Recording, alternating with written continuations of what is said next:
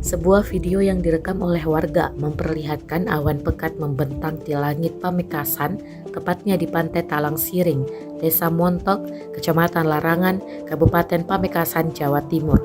Video berdurasi 9 detik itu diunggah di media sosial Instagram melalui akun @info_mdr pada Kamis 18 November 2021. Dalam video tersebut memperlihatkan awan tebal membentang menyerupai ombak tsunami. Terkait fenomena itu, kasih data dan informasi BMKG, Juanda Teguh Tri Susanto mengungkapkan bahwa awan tersebut adalah awan Arcus atau awan tsunami.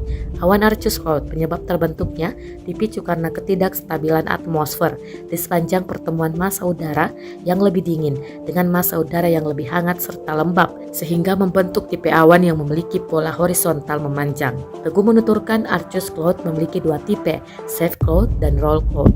Dia memastikan bahwa awan Arcus tidak ada kaitannya baik langsung atau khusus dengan tsunami. Teguh berharap semua masyarakat tetap waspada atas situasi apapun dan selalu mantau informasi resmi yang dikeluarkan oleh lembaganya melalui kanal Instagram atau website resminya agar tidak termakan informasi hoaks.